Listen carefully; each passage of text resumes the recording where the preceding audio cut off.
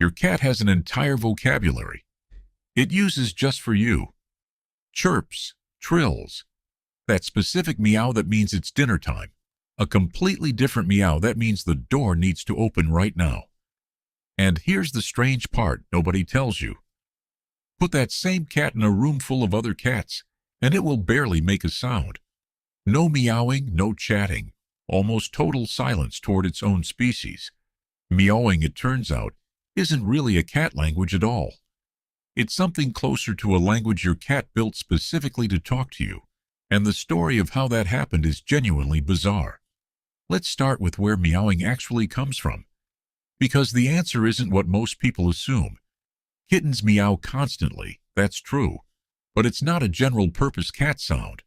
It's a very specific request aimed at exactly one recipient, their mother. A kitten meows when it's cold, hungry, or separated from the nest. A distress signal calibrated precisely to get a mother cat's attention and trigger caretaking behavior. It's not communication between equals. It's a dependent animal calling upward to a caregiver. And critically, in wild and feral cat populations, this behavior does almost exactly what you'd expect it to do as the kitten grows up. It fades. Adult feral cats essentially stop meowing at each other.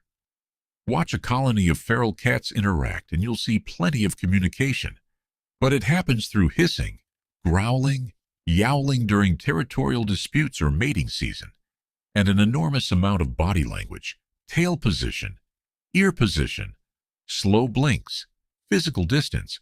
What you won't see much of is adult cats meowing back and forth at each other like a conversation.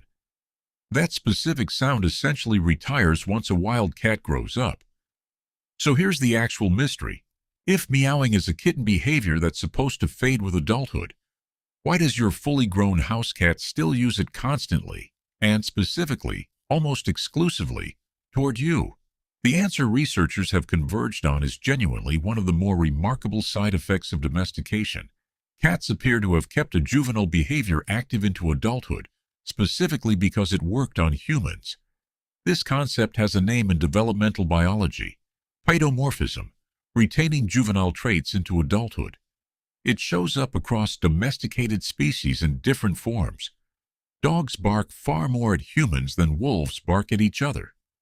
Domesticated animals in general tend to hold on to behaviors, and even physical features, rounder faces, more expressive movements, that would normally be left behind as a wild animal matures. The leading theory is that humans, probably without ever consciously intending to, selected for exactly this kind of behavior over thousands of years of living alongside cats. A cat that kept vocalizing at humans the way a kitten vocalizes at its mother got fed faster, got let inside sooner, got attention it wanted. A cat that stayed silent, the way an adult feral cat naturally would, got mostly ignored. Neither humans nor cats sat down and negotiated this arrangement. It emerged the same accidental way most of domestic cat behavior did, through thousands of small, repeated interactions that quietly rewarded one behavior over another. This is where the concept of operant conditioning becomes genuinely useful for understanding your own cat. Operant conditioning is simple at its core. A behavior that gets rewarded tends to happen more often. Every single time a cat meows and a human responds, food appears, a door opens, attention arrives. That specific meow gets reinforced.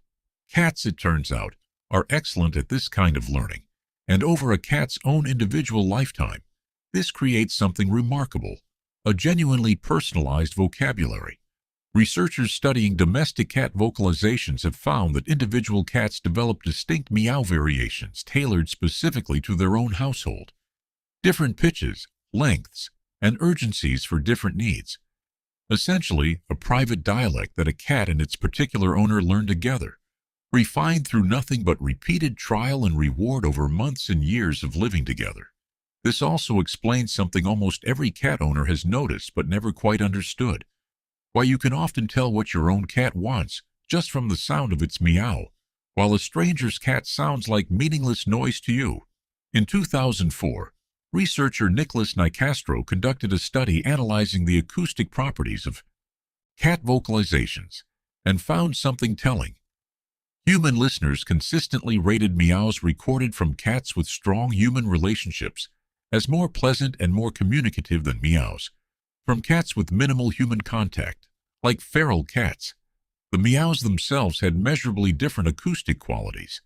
Cats living closely with humans had, in effect, shaped their vocalizations over time into something more specifically engineered to get a human reaction, whether that meant sounding more urgent, more melodic, or simply more attention-grabbing to a human ear specifically. Now here's the detail that makes this even stranger once you really sit with it. This entire vocal system is essentially being performed for an audience that isn't even the same species. Your cat isn't accidentally meowing at you because it's confused about what you are. It appears to be doing it because, at some point in either its own individual development or across the deep evolutionary history of domestic cats, meowing at large, non-cat, food-providing, door-opening beings turned out to be an extremely effective strategy. You're not being mistaken for another cat. You're being spoken to in a language your cat essentially built for the specific job of managing you. And this is exactly why the silence around other cats makes complete sense once you frame it correctly.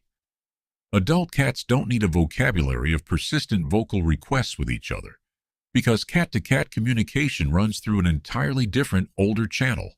Scent marking, body posture, controlled proximity, subtle facial signals like slow blinking. That system evolved over a much longer stretch of feline history and handles cat-to-cat interaction perfectly well without needing sound. Meowing, by contrast, is a relatively recent, almost entirely human-facing innovation, a specialized tool cats developed, consciously or not, because their actual social system never needed it internally, but their relationship with an entirely different, much larger, much more responsive species absolutely did.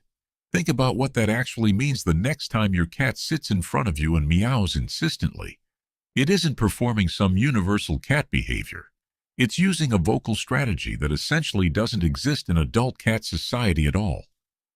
Deployed specifically and almost exclusively at you, refined over the specific history of your particular relationship, shaped meow by meow, response by response, into something closer to a private, two-person language than a generic animal sound.